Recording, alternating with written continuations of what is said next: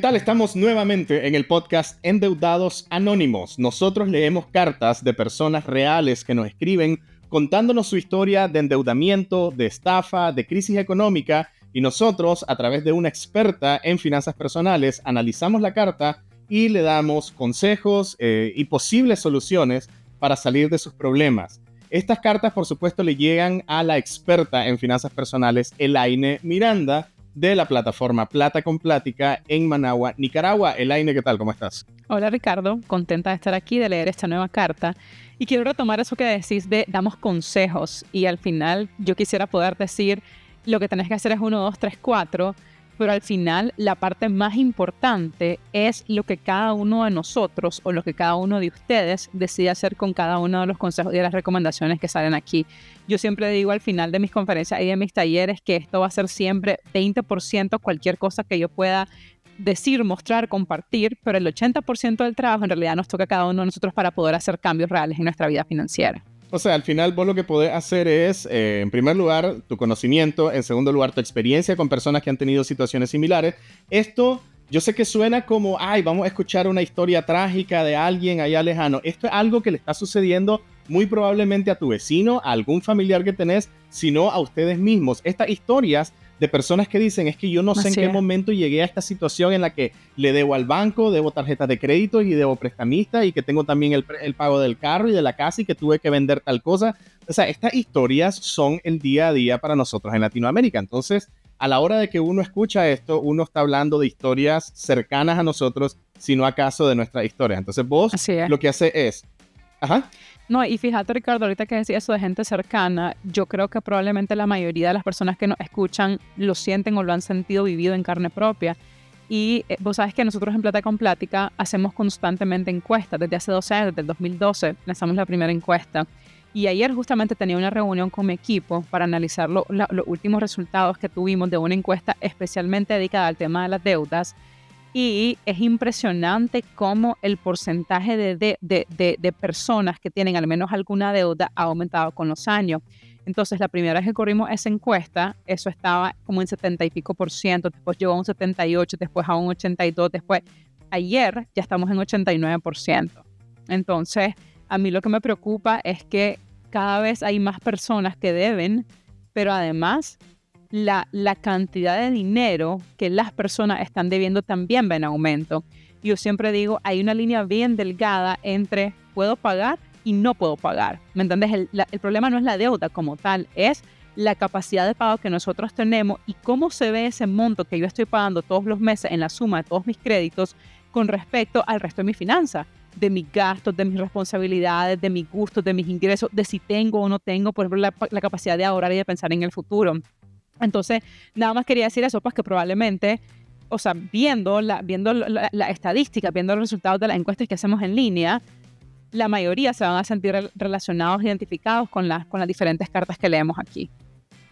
Uno puede decir, ¿sabes qué? Es que ¿cómo pueden las personas llegar a esa situación? ¿Cómo es que uno se permite llegar a esa situación? Uno lo dice como si uno es lo suficientemente inteligente, como si uno es lo suficientemente perceptivo y hábil para poder evitar llegar a una situación en la que se te salga de control, pero es como cuando estás cargando cosas, imagínate que estás cargando cosas así con los dos brazos y te van metiendo cosas y vos decís, yo aguanto y subime más cosas y mete más cosas y agrega más cosas y vos vas aguantando y vos decís, yo tengo la fuerza y de pronto pedís que te suban una cosa más y es mucho más pesada de lo que pensabas y ya todo se te cae. Entonces, evidentemente, volverte a levantar es mucho más difícil. Así es. O sea, es eso. O sea, al final, a uno la vida te lanza cosas inesperadas y por mucho que uno tenga control de las cosas, hay ciertas cosas que no dependen de uno. Pero bueno, ese es otro tema y lo vamos a analizar, yo creo yo, después de hablar y de leer esta carta. Así que lo que hacemos normalmente, como saben, es leer la carta tal cual nos llegó, omitimos cualquier información sobre la identidad de la persona. Lo que sí podemos decir es desde qué país nos escriben, desde qué ciudad, y la persona casi siempre menciona a qué bancos o a qué financieras le deben dinero, y en ese sentido creo yo que también les puede ayudar a las personas que estén en ese lugar y trabajando con esos bancos. Ela, te concedo el honor de leerla. Adelante. Buenos días. Ahora son casi las 3 de la mañana y estos últimos meses así han sido mis días de desvelo. Actualmente enfrentamos una situación de deuda que sobrepasa nuestra capacidad de pago y no veo una salida a esta situación. Ni siquiera el método bola de nieve parece ser útil en este caso. Mi esposo y yo estamos sobreendeudados y nuestros ingresos combinados son de 30,000 córdobas, un poquito menos de $1,000. Sin embargo, tenemos 3 créditos vigentes con el Banpro, con el banco BAC, que suman $475 en cuotas, además de 2 tarjetas de crédito con esta misma situación, con esta misma institución, con pagos mínimos de 20,000 córdobas entre ambas. No sabemos cómo llegamos a este punto, pero al intentar construir nuestra casa, nos endeudamos excesivamente. Estos créditos están a nombre de mi esposo y a nombre mío tengo un préstamo con Fama, una microfinanciera enfocada mayoritariamente en mujeres, con una cuota de $150 y otro con Banpro con una cuota de $100. En total, enfrentamos pagos mensuales de más de $900 sin incluir los gastos fijos y la alimentación. No sé cómo hacíamos para estirar el dinero y cumplir con estos pagos hasta el mes pasado, cuando logramos dar pagos mínimos de las tarjetas y mantener al día nuestros créditos. Sin embargo, este mes definitivamente no pudimos. La situación me ha sumido en un estado de depresión. Lloro todo el día, no como y no encuentro qué hacer. Me siento sola porque, a pesar de que la mayoría de los créditos están a nombre de mi esposo, no lo veo preocupado ni ofreciendo ideas sobre cómo salir de esta situación. Él trabaja en una financiera y la política de la empresa con sus empleados impide tener problemas con los bancos. Me preocupa que lo despidan y ahí sí definitivamente no podremos pagar nada. Le sugerí que fuera al banco el mes pasado antes de caer en mora con una de las tarjetas. Propusimos dar una propiedad como pago y que la valoraran para saldar todas las deudas que teníamos con ellos, que son alrededor de $24,000. La propiedad fue valorada en $50,000, pero nos dijeron que no podíamos darla como pago porque no era un préstamo hipotecario. Pensé en sacar préstamos de otro banco para pagar las tarjetas, pero me detuve porque no podré pagar una cuota más de las que ya estamos pagando. Después de mucho tiempo leyendo su blog, decidí escribir en busca de alguna orientación en medio de mi angustia y desesperación. Quizá no veo las cosas claras y ustedes podrían ofrecerme una luz en esta oscuridad. ¿Qué alternativas me recomiendan? 1. Pagar las cuentas de una a una y dejar de pagar las otras. Esto implicaría dañar definitivamente el récord con los otros préstamos en mora. 2. Solicitar otro crédito. No lo veo rentable debido a las tasas de interés más altas que las que pagamos actualmente, que son del 1.5% en crédito, siendo las tarjetas más altas. 3. Consolidación de deudas, aunque implica pagar más interés, más tiempo y nos ofrecen la tasa más alta del 2.5% con una comisión por desembolso del 2%, sin mencionar que el plazo propuesto es de 5 años y calculo que solo podríamos pagar alrededor de $500 mensuales, lo que se traduce en un plazo de aproximadamente 10 años. 4. Vender la propiedad. Ya la hemos ofrecido, pero no hemos tenido éxito y salvarla sería una gran bendición, ya que la preservábamos como patrimonio para mi hija de 3 años. Queremos pagar, pero no encontramos cómo hacerlo. Un embargo de salario no parece ser una opción viable, ya que todo el salario de mi esposo se destina al pago de las otras cuotas que están al día. Los meses anteriores limitábamos nuestros gastos en alimentación. Incluso dejábamos de desayunar y cenar para ahorrar, pero comprendimos que la alimentación es lo único que no debemos dejar de invertir. Les agradezco de antemano su respuesta. Cuando vos dijiste que el salario de entre ellos dos, o sea, sus ingresos en conjunto son de 30,000 córdobas, de hecho eso viene siendo más cerca como 800 y pico de dólares, y ellos mencionan que lo que ellos pagan mensualmente es 900 y pico de dólares. O sea, 900. El ingreso total de ellos es menor que lo que ellos pagan en cuotas de sus deudas. ¿Es así? Lo que deberían de pagar, así es. Y cuando vos decís lo que deberían de pagar, no sé si ya lo especifica, ¿se refiere al mínimo de cada una de las deudas o a un pago que ayude realmente a impulsar a que esa deuda se salde? Sí, o sea, probablemente ella se está refiriendo ahí en el caso de los préstamos es más fácil porque es una cuota, ¿verdad? Siempre Sí, tenés que pagar la misma cuota. En el caso de la tarjeta de crédito, ahí es donde jugás, ¿verdad? Entonces puedes dar el mínimo o puedes dar el pago de contado.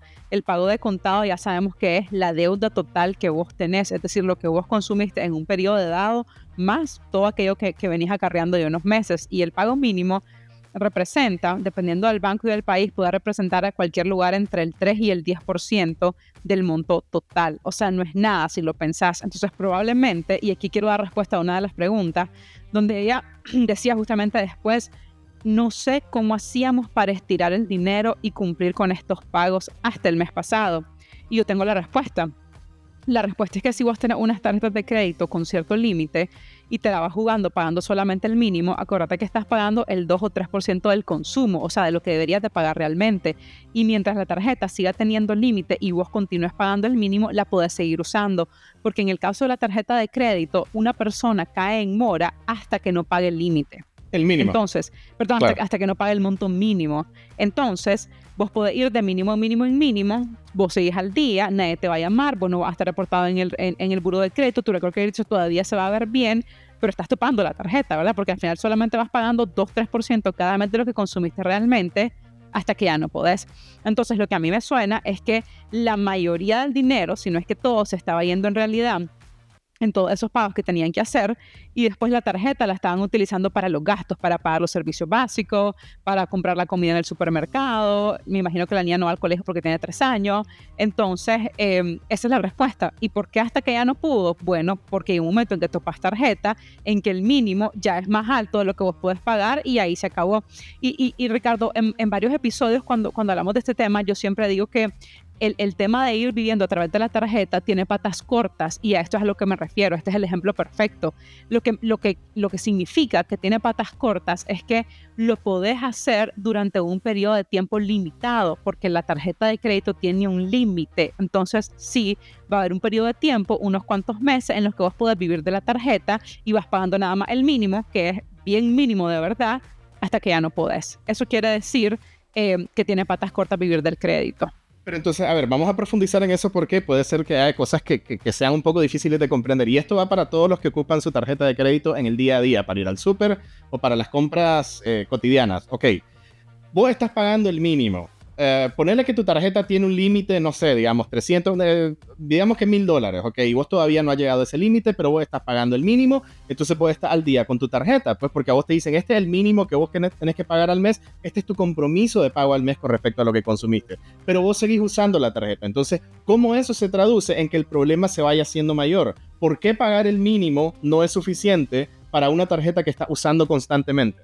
Hagamos un caso hipotético, un escenario bien fácil de entender. Digamos que vos tenés una tarjeta de crédito cuyo límite de crédito es $1,000, supongamos. Entonces, tener un límite de crédito de $1,000 lo que quiere decir es que podés acumular hasta una deuda de $1,000 en la tarjeta. Entonces, si por ejemplo viene el mes 1 y vos sos una persona responsable que usa su tarjeta de crédito, digamos que gastaste en ella $500 y cuando llegó tu fecha de pago pagaste $500, volvés a estar en cero, volvés a tener 1,000 disponibles, ¿de acuerdo?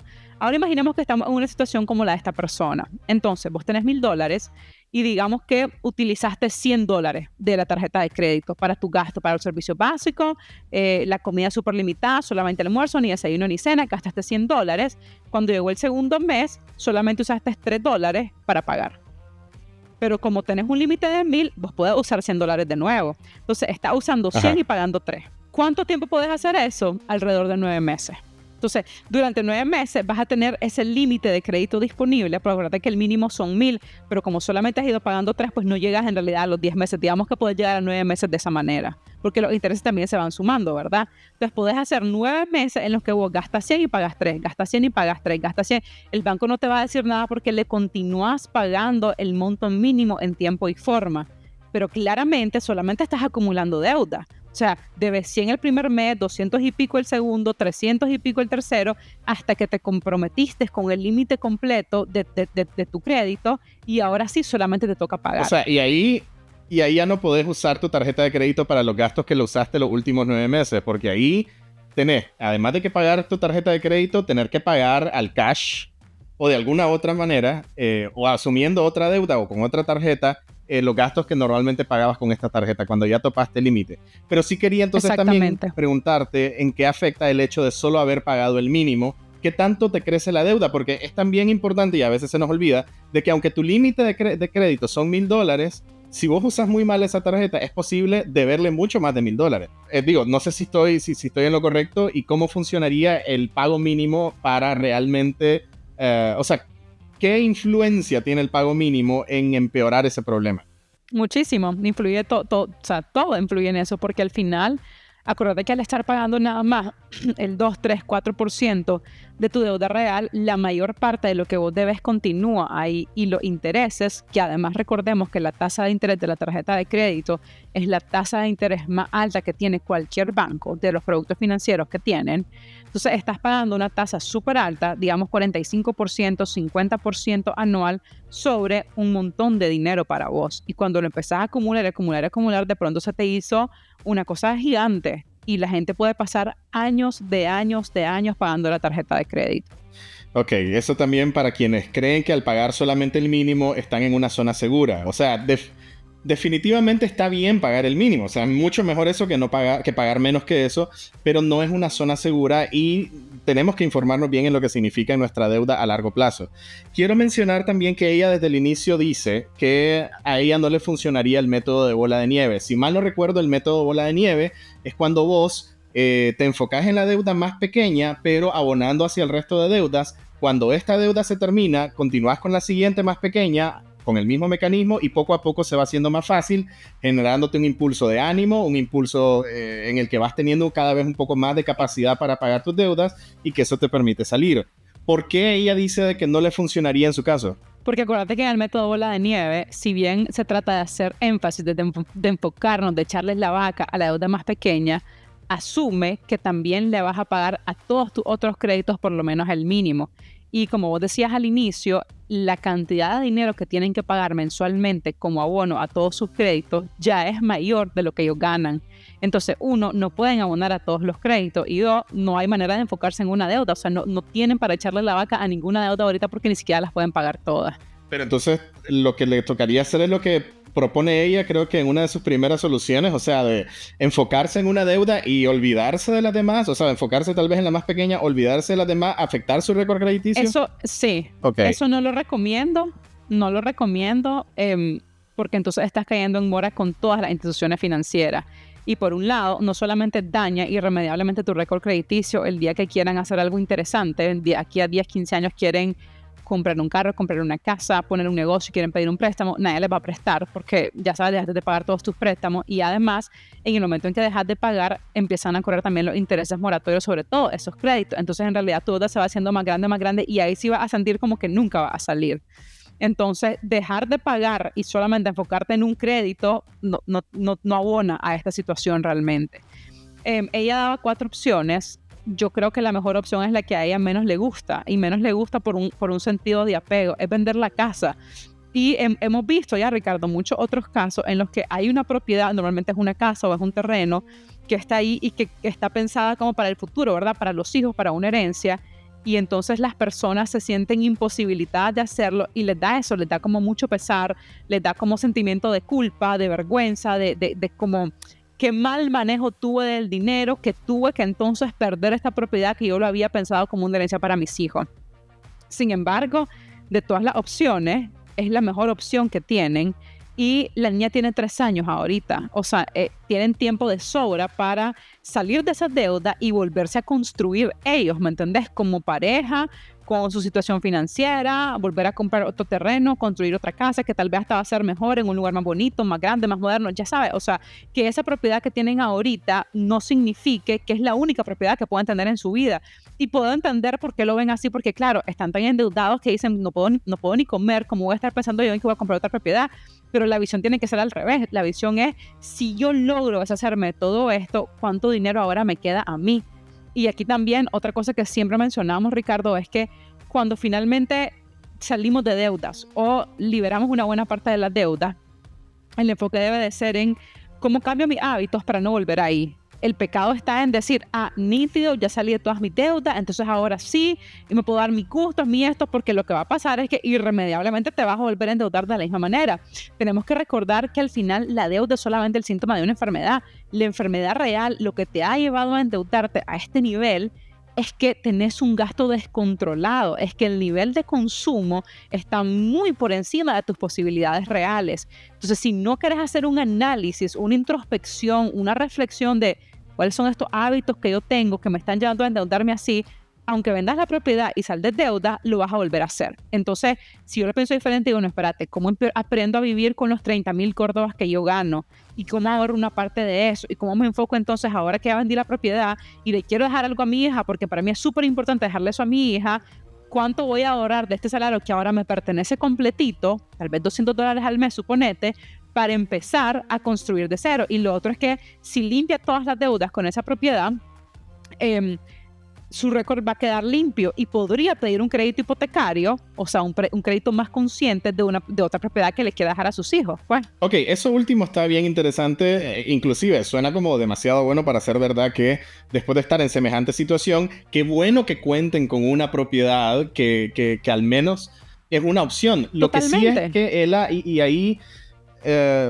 retomando lo que acabas de decir, yo puedo entender también la importancia que uno le da al patrimonio, pues a la herencia, porque sobre todo en el mundo actual en el que vivimos, donde cada vez se siente como más difícil que tener tu propia casa, tener tu propio terreno, por mucho que trabajes, etcétera. O sea, sí entiendo el aferrarse a una propiedad, pues a algo que uno le pueda dejar a sus hijos. Sin embargo, quiero preguntarte entonces, ¿cómo uno al final pone en una balanza tu patrimonio con la calidad de vida que le puedes dar a tu hijo en una situación de endeudamiento como la que tenés? O sea, ¿qué dirías sobre eso?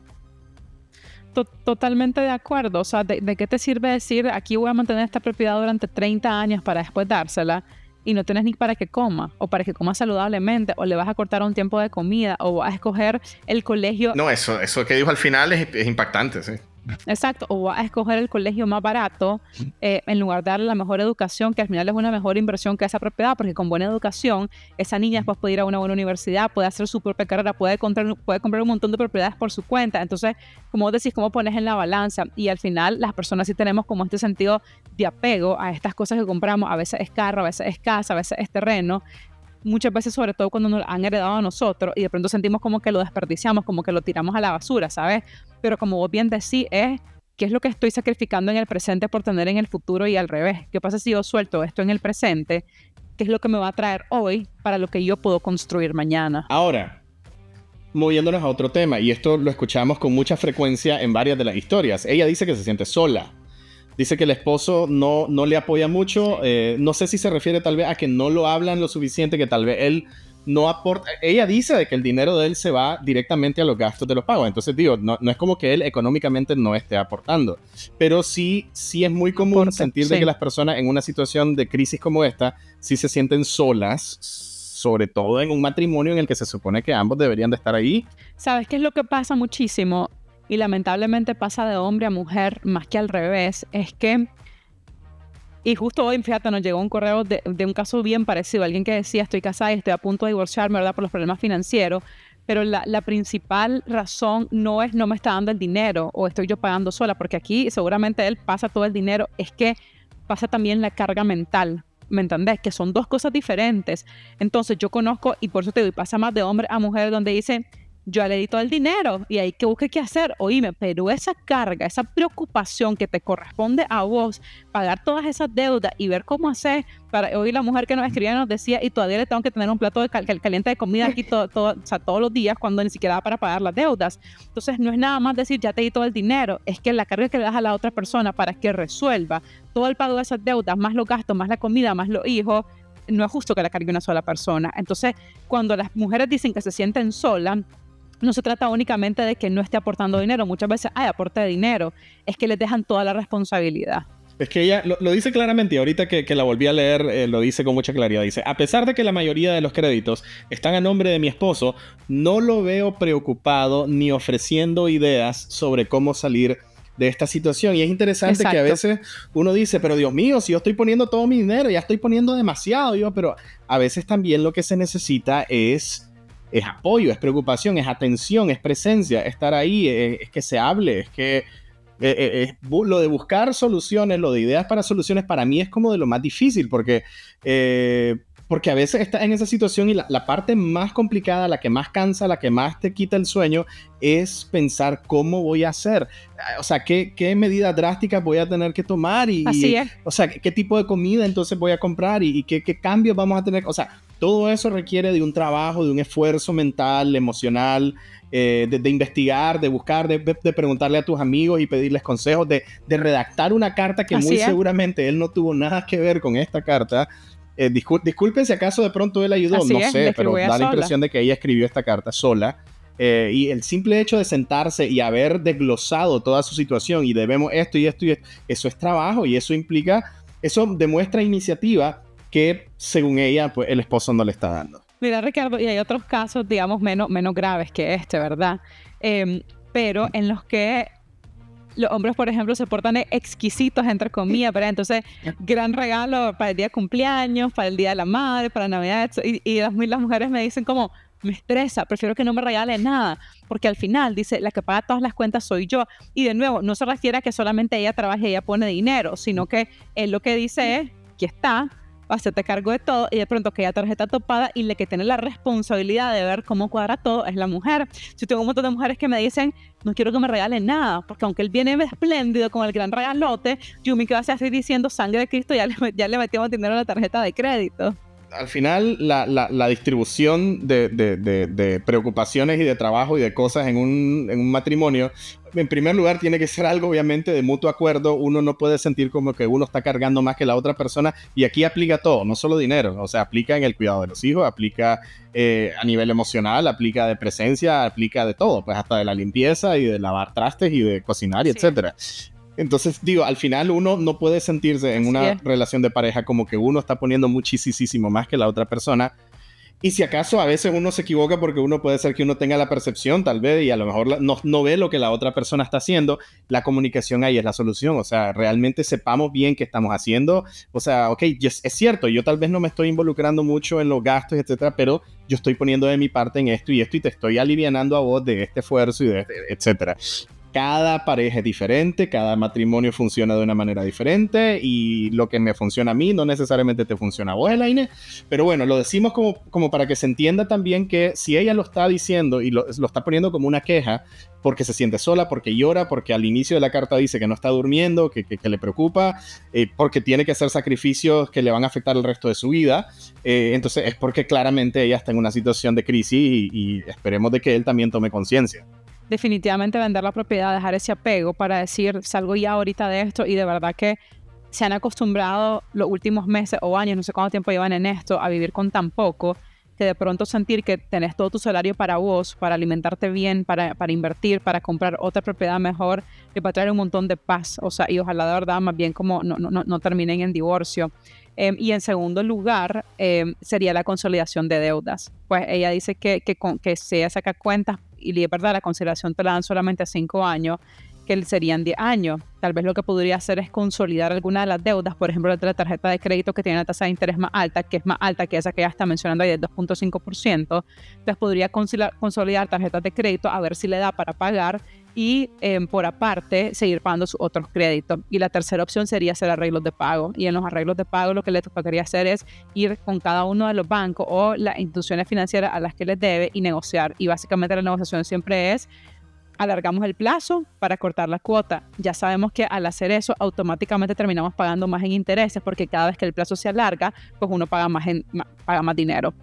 Entonces, desde cualquier punto de vista, como lo veamos, por más apego que haya, la mejor solución es que busquen cómo vender esa propiedad y empezar como de cero, ¿sabes? Como empezar limpio. Sí, ella misma dice que la propiedad la valoran en $50,000. Ellos podrían recibir... Ellos lo que deben más o menos son $24,000. O sea, ella dice de que con eso ellos podrían saldar casi todas las deudas. Todavía les quedaría dinero. Entonces de pronto y lo que vos dijiste, o sea, que por eso te digo, suena como demasiado bueno para ser verdad. Habría que ver bien si estratégicamente lo mejor sería entonces usar el resto de dinero para pagar una prima de una casa o algo así, o a lo mejor ellos lo pueden tener ahí o ahorrar o invertir para que crezca y después más adelante pensar en la casa, porque al final... No, iba a decir, idealmente de nuevo, no es que ya automáticamente van a ir a pedir un crédito hipotecario. O sea, después de tanto estrés vale la pena que pasen un tiempo limpios, ¿me entendés?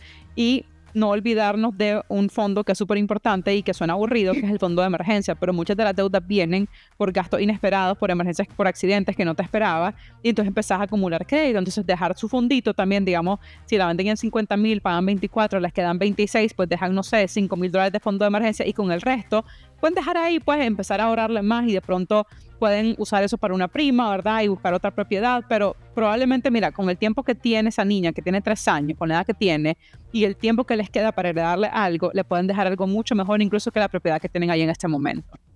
Sí, y como vos decís, o sea, al final la conducta financiera que ellos tuvieron los llevó al punto en el que están ahorita, y si solucionan este problema, si lo logran solucionar, lo importante después, o sea, el siguiente paso va a ser el cambio de conducta. O sea, el siguiente paso tiene que ser el cambio de conducta, porque eso es lo que les va a permitir evitar estar nuevamente en esta situación.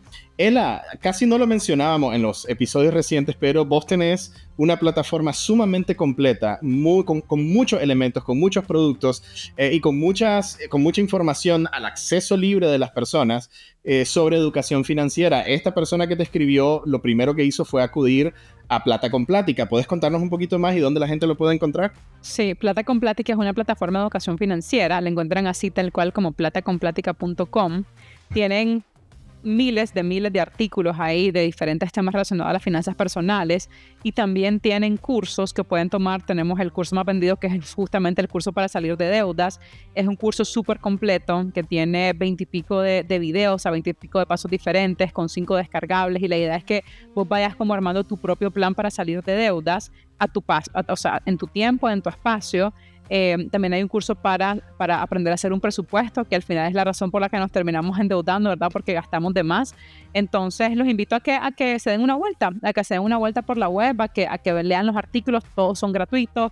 Tenemos más de 30 herramientas descargables gratuitas, también un formato de presupuestos gratis que pueden utilizar, y los cursos que pueden tomar en línea. Perfecto, Ela. Muchísimas gracias. Gracias a la persona que nos escribió. Le invitamos a escribirnos en elaine@plataconplatica.com o en nuestras redes sociales. Muchas historias nos han llegado por TikTok, por Instagram, por Facebook inclusive, y las hemos podido leer, compartir y analizar, y esperamos que esto les pueda servir a ustedes o a la gente que conocen. Nos vemos en otro episodio más del podcast Endeudados Anónimos.